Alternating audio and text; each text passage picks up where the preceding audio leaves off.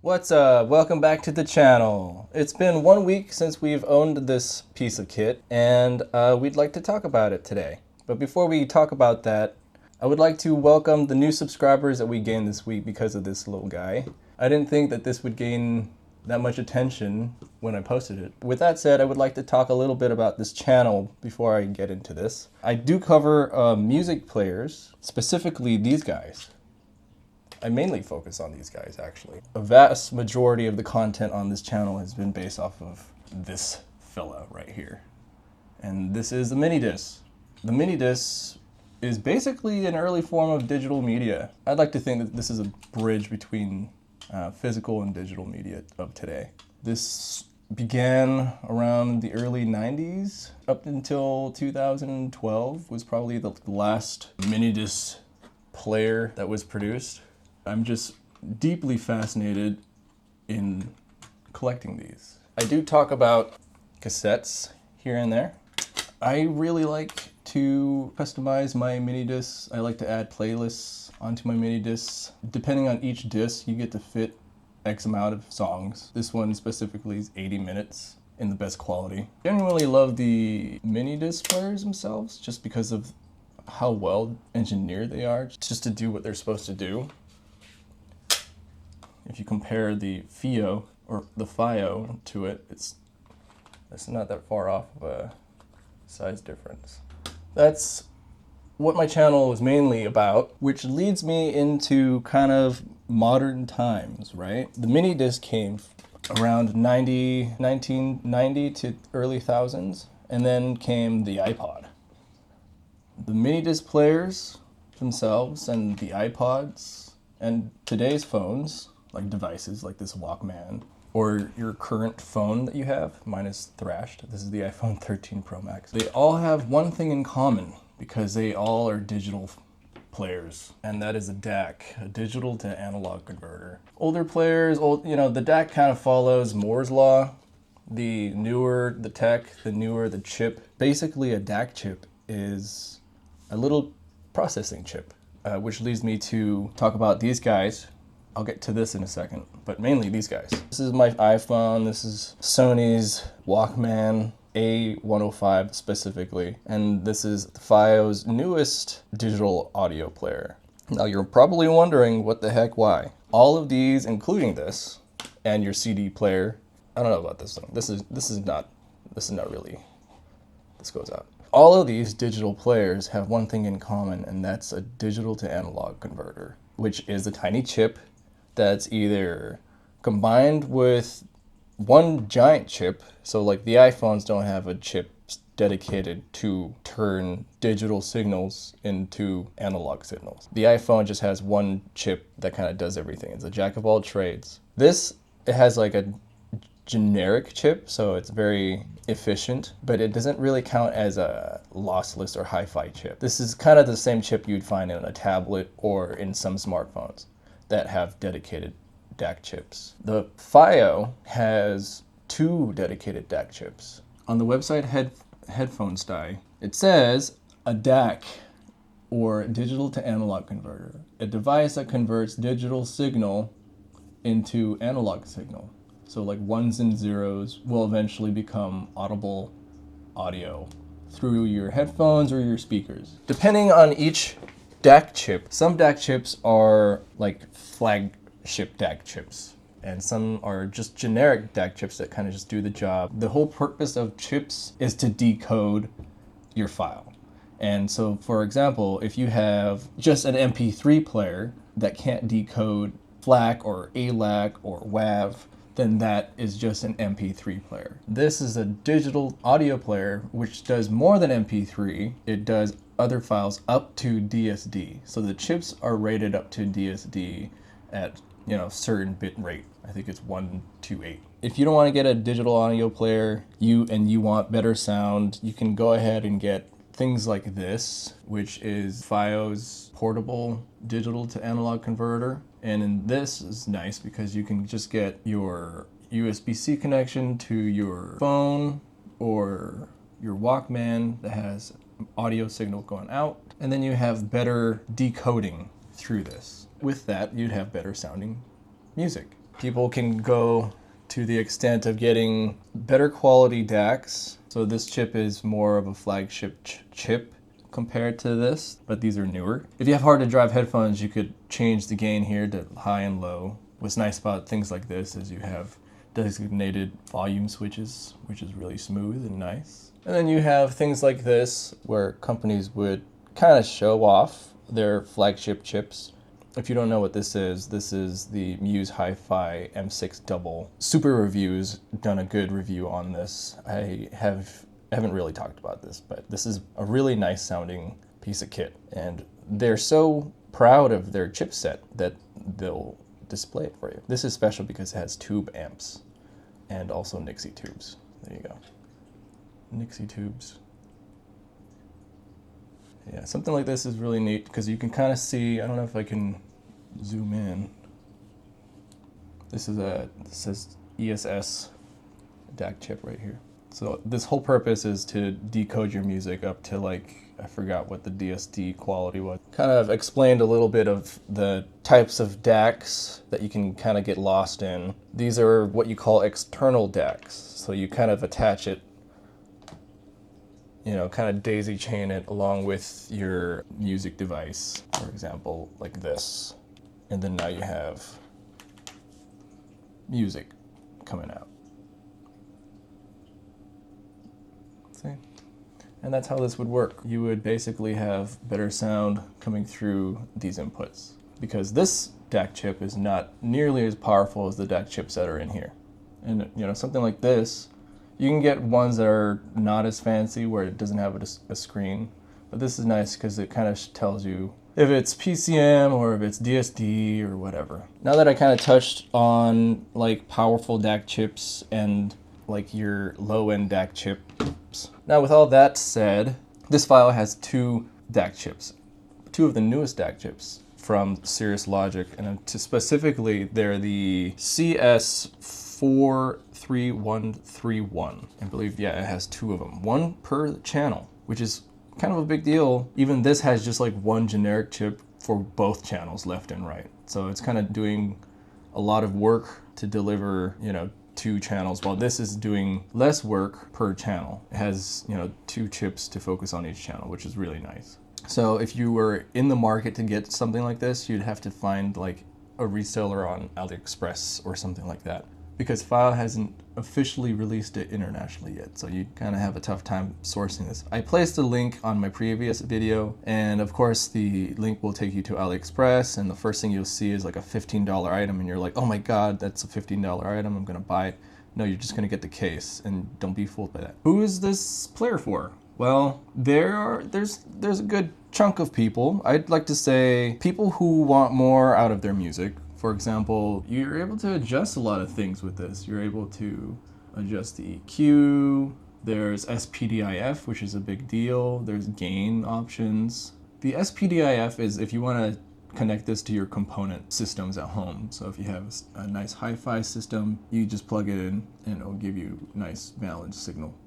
Different Bluetooth codecs, things like the equalizer and some filters, they do kind of change the experience for you. And DRE if you have it on or off. So, you know, people who want more out of their music. Offline listening. If you want to listen to music without having any Wi-Fi connectivity or any subscriptions, or if you just are going for a hike and you are anticipating no signal but you want to have music with you, or going out at sea, whatever.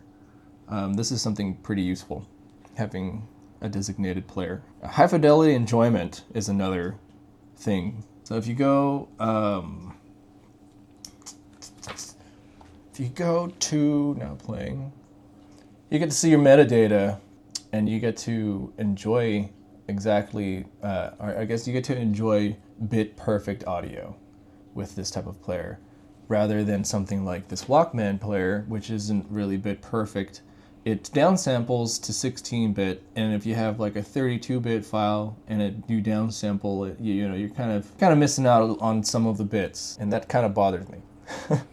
So if you're into listening to bit perfect or want bit perfect audio, so this is a 3.5, and a lot of the phones don't even have 3.5, but 3.5 isn't even considered to be the cleanest signal 4.4 has the best signal because there's no crosstalk in between the left and right channels and the ground channels. Each channel has their own ground, which makes each channel more clear. And this has both connections. So if you have really sensitive IEMs and you want to be able to use your 4.4 connection, this player has that option right into it. The spinning screen is cool, but I wouldn't say a gimmick, but it's a nice charm to it. This thing has a really unique feature up its sleeve, and that's the ability to do the same thing as this tiny file DAC. So basically you can have this set to be, where's working mode, right? So we go to working mode, and now you have it be USB DAC mode. And then you'll say yes, and now treats it the same way as this. Unfortunately, it just says not connected. I don't know why it's saying not connected. Oh, it is, and I guess the headphones aren't connected. Let me see. Yeah. I don't know why it's saying it's not connected when obviously there's music kind of coming out of the player. So yeah, that's another feature. You're able to have this be your external DAC to your devices and have the experience of listening to the newest Cirrus Logic chips. So this can behave like these things as well. If you have Spotify or iTunes and you want to stream it with better quality sound, you could do the same with this without having to get this. It's part of the hi-fi experience there. Some guys really appreciate that, and I'm one of those people too. Another group of people who would appreciate this device would be just music nerds in general. Because yes, you can upload your lyrics, which we don't have lyrics on here, but I mentioned earlier you get to see your metadata, which is really sweet. So if you're if you're OCD about your titling and you want to see who's what and whatever, and this is something that music nerds would totally dig. I am a music nerd. I am so much of a music nerd. I custom my mini discs, print them out and whatever. There's like a little bit of my logo here. Oh, going back to the hi-fi thing. There's no RF interference with like 5G or Bluetooth or whatever, so that's another thing. If you don't want any RF interference between your device and you just want music and whatever, then this is another reason why you choose a separate player. People who own their music will appreciate this device because they could just play it on there, no problem, drag and drop. Is it like an iPod? At its heart, yes, but it provides more sound quality and features than an iPod does. It's just more musical. It has more output than an iPod too. So if you have, 32 ohm IEMs like these J0 Defiance, these are like 32 ohms. Running it off of like an iPod Touch is gonna barely give you enough volume, enough headroom. So this has like a lot of power. I think it goes up to 32. We'll mention specs later in the video. Yeah, this is aimed more for audiophiles who care more about true sound rather than fitting as many songs into one device. Like MP3s are a very small compression. These take a small compression too, which is they go by 8-track, and I believe they sounds better than MP3 compression, and I think it's smaller. This compression came before MP3s. Then MP3s, then you have AAC, which is iPod compression, then ALAC, iPod lossless, then FLAC, then you have Spotify's lossless and Codecs. There's a lot of music files out now. With like iPods, you would have to modify a lot to get those files to be running. If you just want to listen to AAC or ALAC, you can get your iPod to do it kind of without modding much. Today's iPods, you kind of have to change the battery out. And that's at least one thing you have to do. This thing needs a new battery change. It does not want to live. I don't even listen to this. I just brought it out because I wanted to show you. This is like my retro tech collection cassette player. The specs by hifihub.com.br. And the operating system is proprietary. Oh, it has an Ingenic X2000 SoC, circular touchscreen, as you can already see. Supports micro SD cards up to 2 terabytes. That's a lot of music. It has 2 Cirrus Logic CS43131. Again, so that's 1 DAC chip per channel. It has a power output of 280 milliwatts at 32 ohms via 4.4 millimeter balanced output. It has USB DAC mode support with an external sound card, a USB function for connectivity to external DAC amps. The ability to have SPDIF via 3.5 is really useful. It has battery life up to 12 hours, and you know, with our experience, we haven't really needed to charge and we haven't drained it. It's always plugged in, but it does last a long time, and we'll get more on that in a sec. Codec support. We have SBC and LDEC. Headphone outputs are 3.4 or 3.5 and 4.4. Now that I got all that out of the way, I have my wife here with me again. Hello. And she wants to talk about her 1 week experience. We'll talk about some pros and cons as well. Let's start with our pros. Should we start with our pros and cons? We could do the pros, yeah. Start the pros first. Pros. It has character, it has some charm. It's simple to use, especially for me because I don't want it to be too complicated. So it's really easy to find everything in there. Just turn it on. You could start it right here. And then you could just start playing if you want. Press next, going to the next song, or if you want to look at the image. If I want to just change the song, it's that simple as just, you know, click it and then it'll go to something else. How about from the off position when the screen's off? So if it's off, you just press the plus button. You just hold it for a few seconds and it'll change it. The thing is that it won't tell me you have to be listening, but it does change the song. Yeah, so if I do it, the screen has to be off for the song to change through the volume rocker. That's how you change your tracks. But if the screen is on, then it won't behave as a track selector. it will just do the volume. It will do just the volume. So it can become a little buggy. Once you figure it out, it's pretty simple to use. So it's just understanding how everything works. But yeah, so I would say it was pretty simple. I just kind of had to, think around with it for like a day or two, and I understood everything. Another pro is it sounds really good. I mean, could be because of the chipset that they chose. Yeah, it does actually sound really good. The size is actually the size is great. I mean, I don't need something huge. This is something easy to just put in my pocket and go. It's not really an issue if I have my my headphones attached to it, if it's wired or wireless. Yeah, about 68 millimeters by 12.63. It's very thin. Comparing it to some minidisc players I have here, this is like 12.99. This one's probably the smallest one I own that works, 12.99. So it seems like Sony and Panasonic really had some beef with each other. So I actually checked the size of it.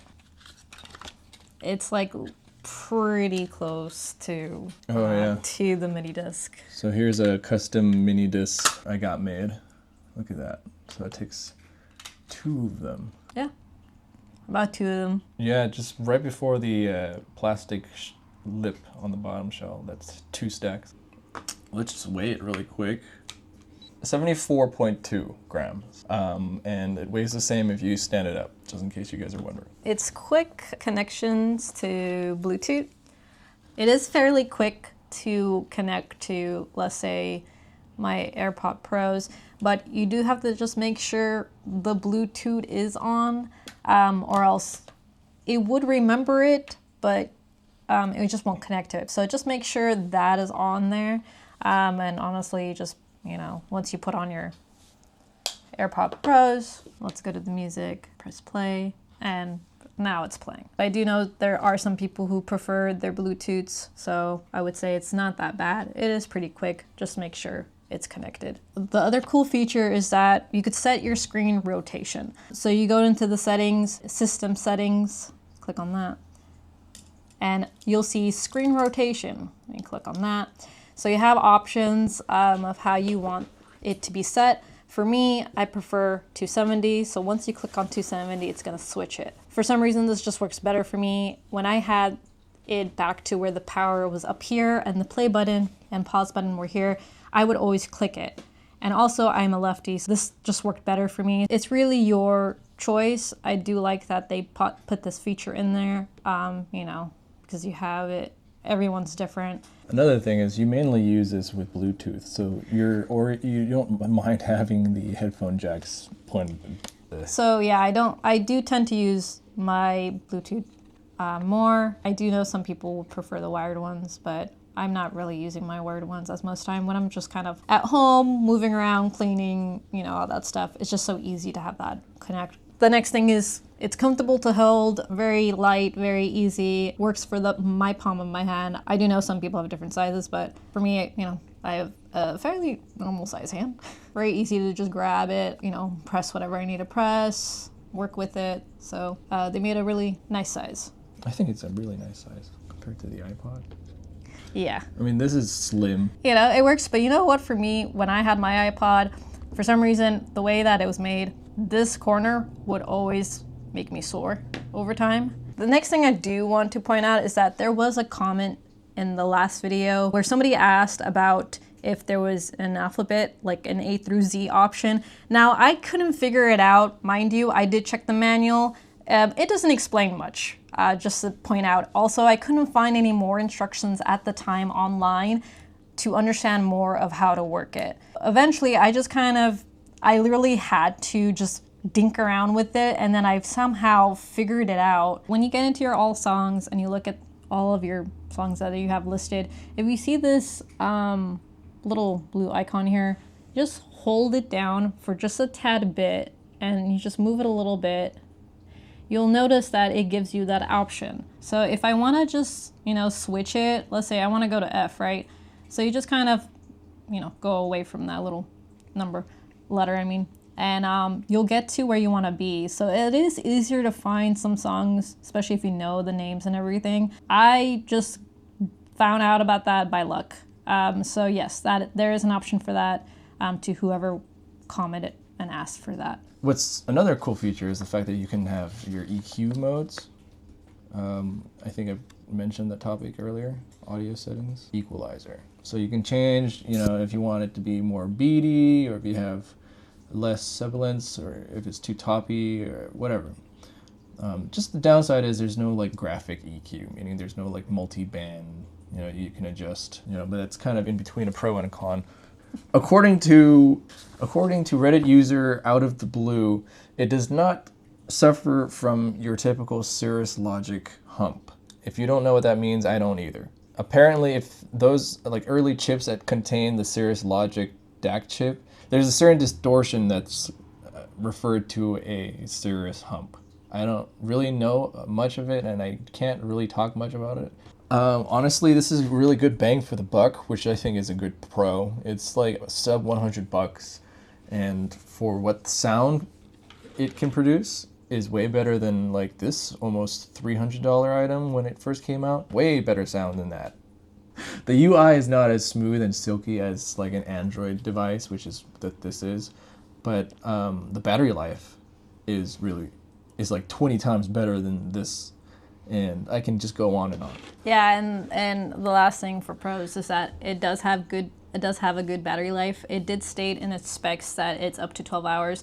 Now, I did not test that out, but I would say without it being powering on my Steam Deck or anything, and I was just roaming around the house, doing my activities, and I did not stop it at all. It really did not kill the battery at all. It wasn't even close to 10% gone from its full when I had it fully charged. I want to say if they say up to 12 hours, I would assume that, yeah, it could go up to 12 hours. It's also related to your output power and how much power you use up to drive your headphones or your IEMs or whatever. I think it depends on your files too. If you're running more bitty files, then it would be just a little more demanding on the device itself.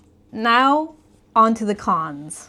The first thing would be there is a limit to its cases that they offer and the color of the product. Now, I believe there's only 3 colors, which is black, pink, and the blue we have here. And that's for the product colors. For the cases they had was also 3. They had a black, a green, and a red. I don't understand the color choices that they decide to have, but to me, I didn't really like any of them. Probably the closest thing I would do is get a black case. I don't want everything to be black, so I decided not to buy it, and hopefully people will make more cases for it, more interesting ones. I made my own case. Now this is not perfect, but it's meant to protect it, especially if I have it in my car. I do take this in my car, I plug it in, and I don't really have a nice place to put it in. It's gonna scratch, so this is definitely gonna protect it. There's like neoprene in there, covered in this canvas print that I just had. But yeah, so this is my little makeshift case until they have some cool ones. The next thing is it does have a sensitive touchscreen. The problem with it is that, of course, if you notice, if you touch certain places, it's going to do stuff, especially I want to say in its settings. So if you go to the settings and let's say I want to... It is pretty finicky. My whole point is that if you slide here by any chance and somehow it recognizes that, it will actually turn this on and then it'll go back. You would accidentally select something You by will swiping. accidentally select, and I noticed that, so I have to go back and make sure I have what I actually wanted selected. Just note, it is finicky, it is a little sensitive, so just make sure when you're touching, make sure it's selected. But I wouldn't say it's too much of a problem. I've gotten used to where to touch for my sake. It may be different for everyone else, but yeah, so, you know, like see, like if I want to pull that up, I have to make sure I'm pulling it down where I want to, because sometimes if you do somewhere else, it didn't do it the first time. So that's, you know, a slight issue that might irritate some people, but not too much to be like, I'm never gonna touch the skin. The other thing is that there's poor instructions. So I don't know at the time when they released this, I couldn't find any more information what it means by like trying to figure things out on there. This is the quick guide that they provide you when you get your product. And if you go to, you know, your language, it tells you, of course, certain things like where the lanyard is, the play and pause button, where, you know, the micro SD card, telling you exactly where everything is, tells you how to power it on and off, if you want to lock it, adjust the volume, to switch the songs, let's see, hold the volume down to switch the songs to the previous next track. You could reset it too, and of course, swipe right from the left edge of the screen. And some stuff, like the working mode, you got the 2 options, some notes and precautions, you know. You could definitely find this on their website. That is what I ended up finding, because I wanted to find out more. Of course, if you go to this side, they do give you these QR codes. I did go into these and see, well, maybe there's more information that I didn't see. It turns out it just shows you the exact same quick guide and not much more info on the product. So yeah, the problem with this is that you kind of have to figure out a little bit on your own, and or if somebody was nice enough to explain it more on like a Reddit post or a forum. I literally had to figure it out myself, and or Squid had to figure out for me if I couldn't figure it out. You cannot customize the background, home screen, or photos. It would be nice to change like the wallpaper. Just, you know, we'd like to see Boris as our wallpaper. And I'm sure you guys have your own Borises and cats and dogs or children that you'd want to be showing on your wallpaper. So like, you know, it just would be kind of cool. That's just me. I don't even need to have it play video. I don't care for video. It'd be cool. It would be cool, but I feel like that is a lot to ask for this product. But I mean, so far we haven't found a way to do it, and or it just doesn't do that kind of option. You can't have your photos, you can't have your videos show, it's just mainly for your music. No album cover preview. Here is a good example. So on this Walkman, the album artwork is paired with the music. I'm a very visual guy. I'm like dyslexic and all sorts of things under the sun. And I prefer looking at pictures. This Walkman is part of the reason why I haven't bought the Echo Mini. Is because why would I need to?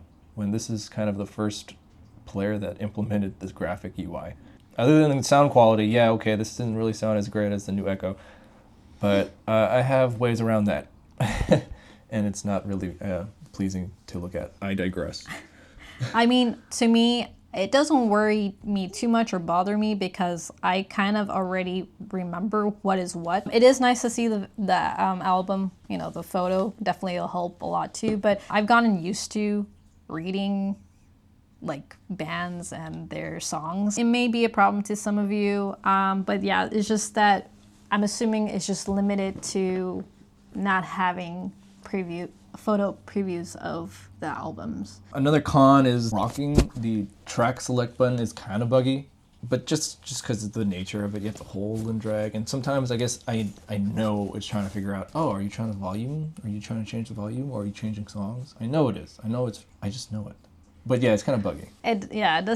I did see it myself. It is a little bit buggy. Not enough to be annoying for me. It's another thing to think about. My con specifically is that it can only go up to DSD 128, which is not really a deal breaker because you can always convert your higher DSD music. If you get higher quality DSD or higher bitrate DSD, then it'd be nice to have that played or decoded properly.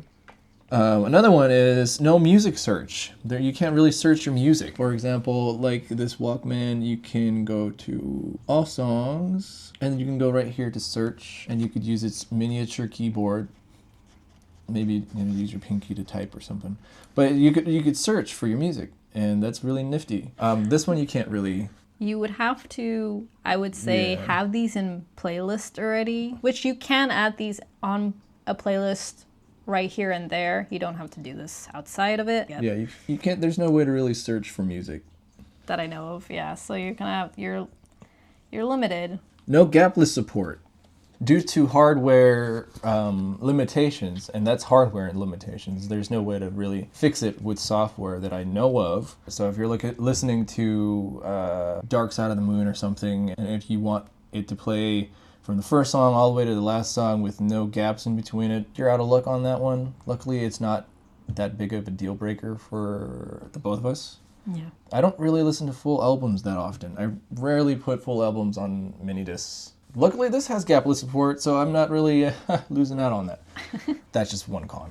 Would be cool to see a music visualizer. Yeah, I'm kind of a nerd. I love seeing EQs. I know this has a visualizer. You can change it. This is a nice little example.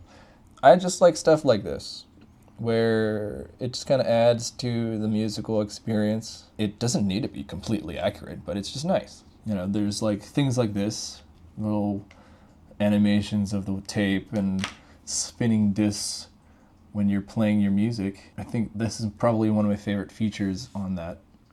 But I just wish there was an option where you could kind of see this as well.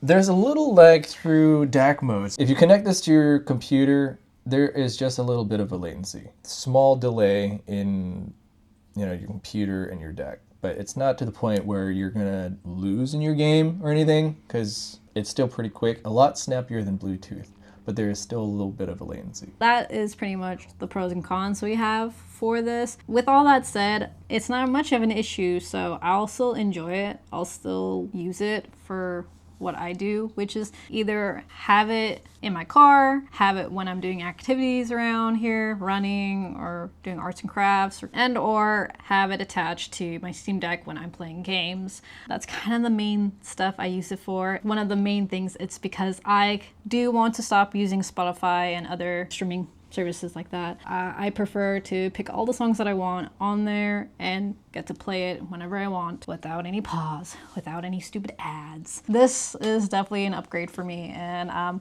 so far I haven't had a problem with it. There is a little bit of news regarding it this week. Just before we recorded this video, Fiio released an update for it. It fixes a lot of the bugs, and also it adds some features. For example, you're able to toggle between still or rotation on your album covers. If you want to stop the rotation, you go to your settings, you click on your settings, and then I believe if you go to system settings and keep going down, you'll see cover animation.